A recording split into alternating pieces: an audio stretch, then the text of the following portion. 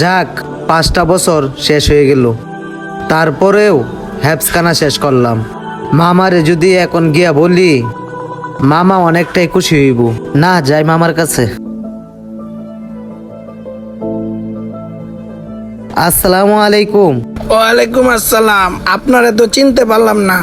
মামা, আপনি আমারে চিনতে পারতেছেন না? আপনি হোপার মনির আছে না, মনিরের বাইক নেয়া আমারে ছোট থাকতে এতিমখানায় দিয়ে আইছিল, যে আজকে এতিমখানা থেকে আমি আইছি।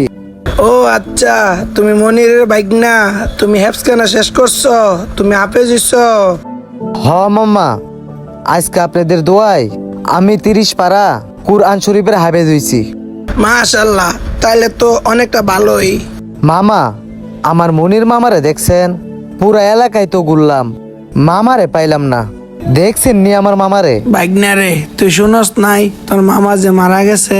ইন্না লিল্লাহি ওয়া ইন্না ইলাইহি রাজিউন। আমার মামা মারা গেছে। আমার মামা কবে মারা গেছে?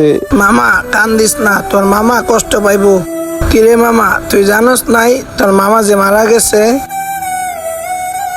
না মামা, আমি তো শুনি নাই। মামা যে মারা গেছে আমার কেউ জানাইছে না। আচ্ছা মামা, আমার সাথে চল, তোরে বাড়িতে নিয়ে যাই। এতটা রাস্তায় টাইছত, মনে হয় কিছু খাস নাই। বাইক না, চিন্তা করিও না, আল্লাহ তোমারে একটা ব্যবস্থা কইরা দিব। আচ্ছা মামা। বন্ধু, কে ওই?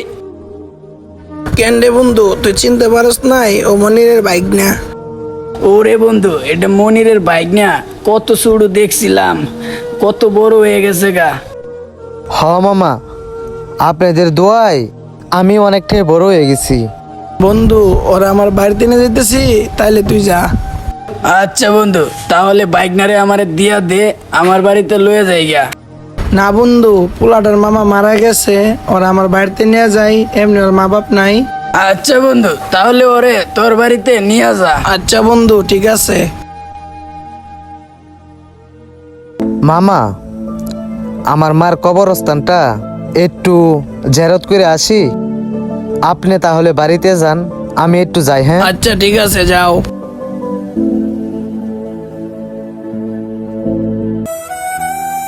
আমার আম্মা জান কত সুন্দর করে ঘুমাইতেছে। ও মা, তুমি কেমন আছো? তোমার কত বছর ধরে দেখি না। ও মা, আজকে দেখো তোমার ছেলে 30 পারা কোরআন শরীফ হাফেজ হয়ে আইছে তোমার সামনে। ও মা, উঠো না, দেখো না আজকে তোমার ছেলে 30 পারা কোরআন শরীফের হাফেজ হয়েছে। মা তুমি উঠো। ও মা, উঠো না, তোমার সারা ভাল লাগে না। মা তুমি উঠো।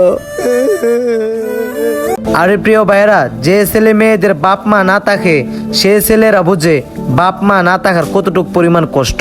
আরে ভাই, এতিম ছেলেদেরকে ভালোবাসতে শিখুন। এতিম ছেলেদেরকে কখনো কষ্ট দেন না, সব সময় ভালোবাসবেন।